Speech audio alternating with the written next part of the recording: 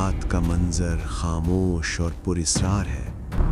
چاندنی زمین پر بکھری ہوئی، ہوا میں ہلکی خنکی۔ ایک نوجوان اپنے کمرے میں بیٹھا ہے، دل میں کچھ جذبات، کچھ خواب۔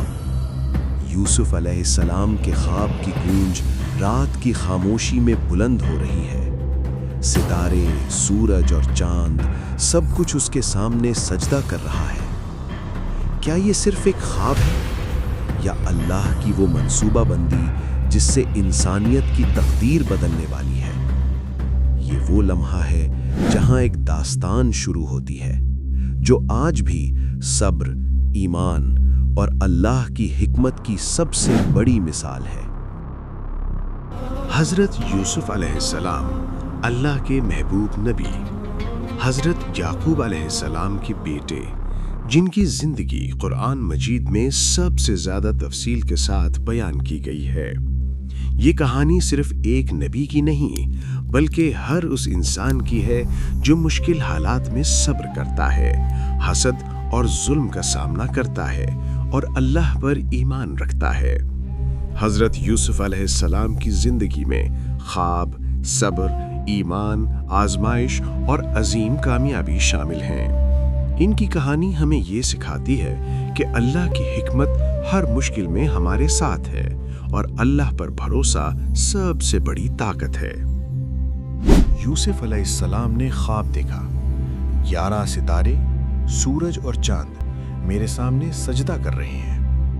یہ خواب صرف ایک خوشی کا لمحہ نہیں تھا، یہ ایک اللہ کا پیغام تھا جو آنے والے دنوں میں ان کی زندگی کی سمت طے کرے گا۔ لیکن یہ خواب ان کے بھائیوں کو نہیں بھالا۔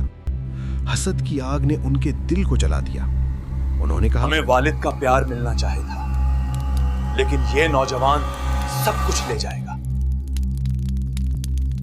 یہ حسد جو کہ ایک چھوٹی سی شعلہ ہے، آگ کی طرح پھیل گئی اور مستقبل کے بڑے ظلم کی بنیاد رکھی۔ لیکن حسد صرف سوچ تک محدود نہیں رہتا۔ جب دل اندھا ہو جائے تو عقل بھی ساتھ چھوڑ دیتی ہے۔ ایک صبح بھائی یوسف علیہ السلام کو ساتھ لے کر گھر سے نکلے۔ بظاہر کھیل کا بہانہ تھا، لیکن دلوں میں ایک خطرناک فیصلہ پل چکا تھا۔ ریگستان کی خاموش راہوں پر چلتے ہوئے یوسف علیہ السلام کو اندازہ ہو چکا تھا کہ کچھ ٹھیک نہیں ہے، مگر وہ خاموش رہے کیونکہ اللہ پر بھروسہ ان کے دل میں پہلے ہی موجود تھا۔ پھر وہ ایک پرانے گہرے کنویں کے پاس رک گئے۔ یہ وہ لمحہ تھا جہاں بھائیوں کے دل سے رحم ختم ہو چکا تھا اور حسد نے مکمل اختیار حاصل کر لیا تھا۔ انہوں نے یوسف علیہ السلام کو کنویں کے اندر اتار دیا۔ نہ چیخ، نہ شور، صرف ایک گہری خاموشی اور اوپر سے آتی مدھم روشنی۔ کنویں کے اندر یوسف علیہ السلام اکیلے تھے، لیکن بے سہارا نہیں، کیونکہ اسی لمحے اللہ کی طرف سے تسلی نازل ہوئی۔ اللہ نے یوسف علیہ السلام کے دل میں ڈالا، ایک دن تم انہیں یہ سب بتاؤ گے اور وہ پہچان بھی نہ سکیں گے۔ اوپر بھائیوں نے فیصلہ کر لیا تھا، اب واپسی پر باپ کو کیا جواب دینا ہے۔ ایک بھیڑیا آیا اور یوسفہ کو کھا گیا۔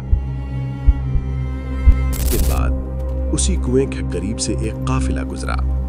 انہوں نے پانی نکالنے کے لیے ڈول ڈالا۔ جب ڈول اوپر آیا تو اس میں یوسف علیہ السلام موجود تھے۔ قافلے والوں نے خوشی کا اظہار کیا اور یوسف علیہ السلام کو ایک معمولی قیمت پر مصر لے جایا گیا۔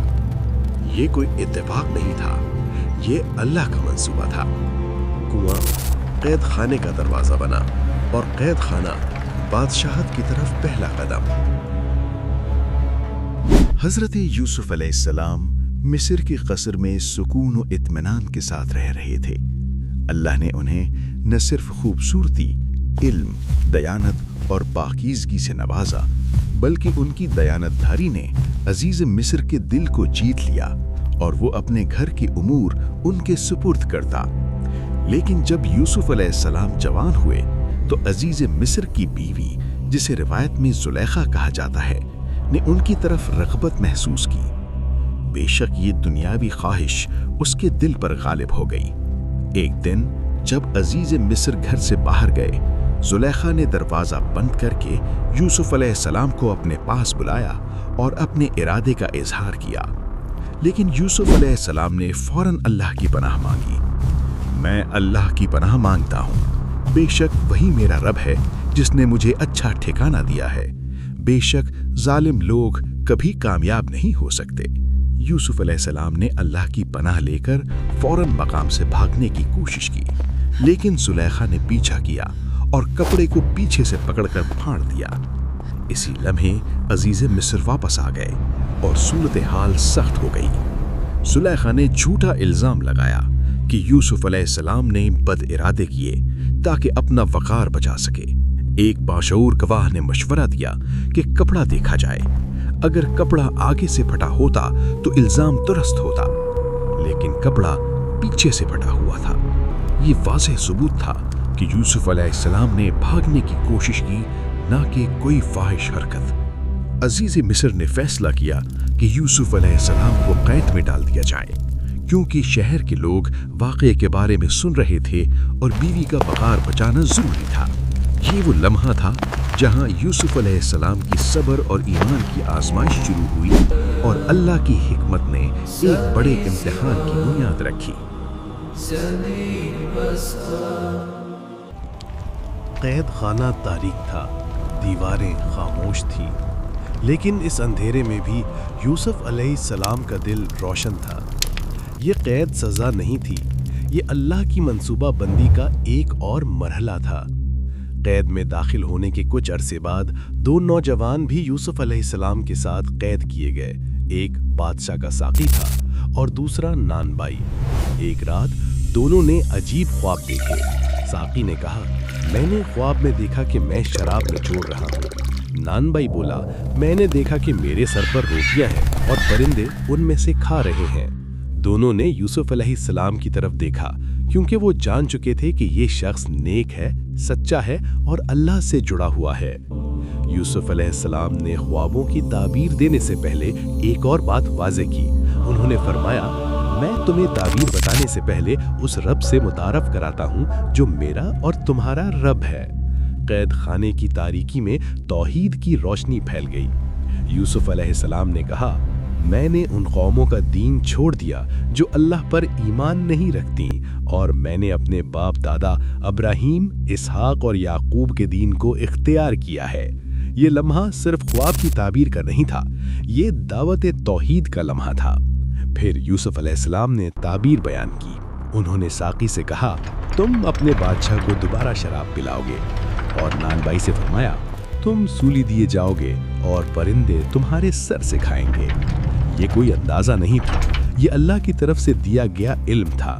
وقت گزرا اور دونوں خواب بالکل ایسے ہی پورے ہوئے جیسا یوسف علیہ السلام نے کہا تھا۔ رہائی کے وقت یوسف علیہ السلام نے ساقی سے ایک بات کہی، اپنے بادشاہ کے سامنے میرا ذکر کرنا، لیکن قرآن کہتا ہے شیطان نے اسے بھلا دیا اور یوسف علیہ السلام کئی سال مزید قید میں رہے۔ یہاں ایک بہت بڑی حقیقت چھپی ہے، اللہ کے نبی بھی آزمائش سے گزرتے ہیں، لیکن اللہ کی مدد کبھی رکتی نہیں، بس وقت پر آتی ہے۔ قید خانہ اب صرف قید نہیں رہا تھا، یہ وہ جگہ بن چکی تھی جہاں ایک نبی بادشاہت کی تیاری کر رہا تھا۔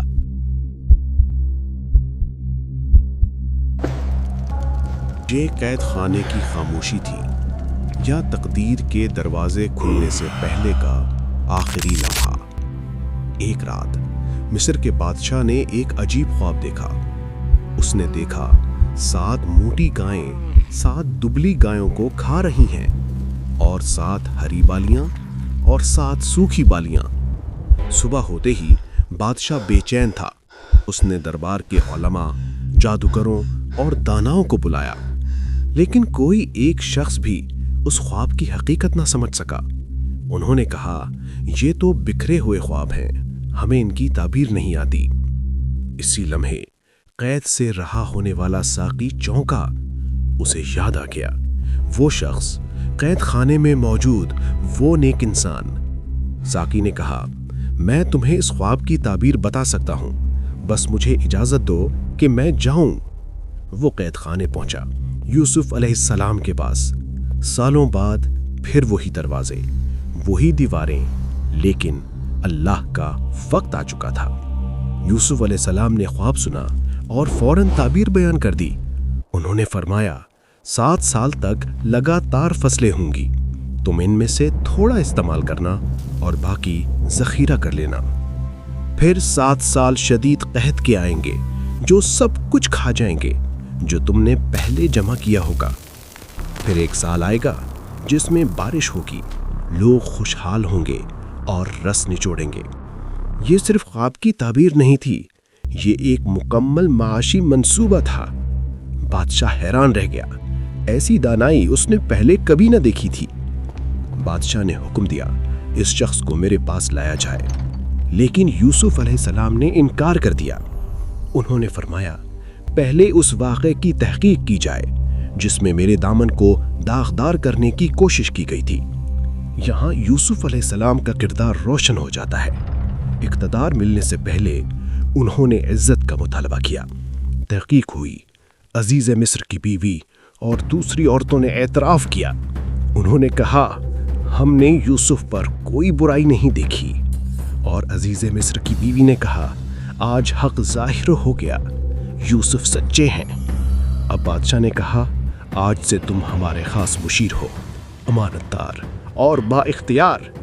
यूसुफ अलैहिस्सलाम ने फरमाया, मुझे मुल्क के ख़जानों पर मुकर्रर कर दो, मैं हिफाजत करने वाला भी हूँ और इल्म रखने वाला भी। यूं कैद खाना एक तख्त में बदल गया। जिसे गुलाम बनाकर बेचा गया था, आज वो मिस्र की मईशत का निगाहबान था। ये सब कुछ अचानक नहीं हुआ था, ये अल्लाह की हिकमत थी जो बरसों की आजमाइश के बाद जाहिर हुई। 7 साल के खुशहाल दौर के बाद मिस्र में कहत शुरू हुआ।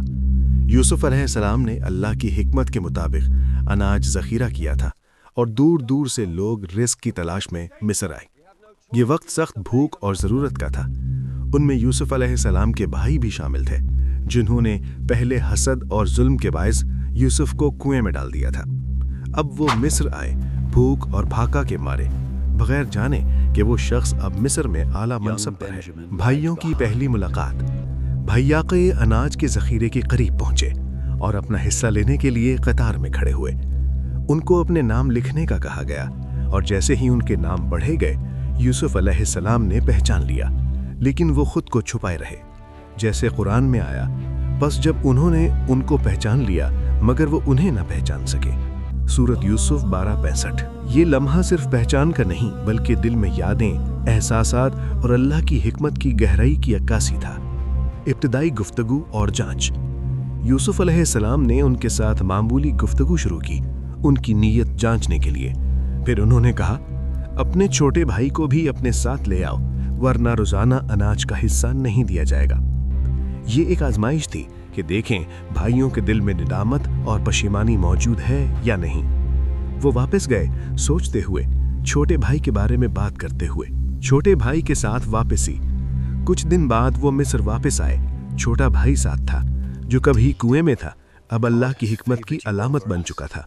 अब यूसुफ अलैहिस्सलाम ने इन भाइयों को करीब बुलाया और उनके दिल में पहली बार पिछले गुनाहों का अक्स नमूदार हुआ। माफ़ी और अजीम इखलाक।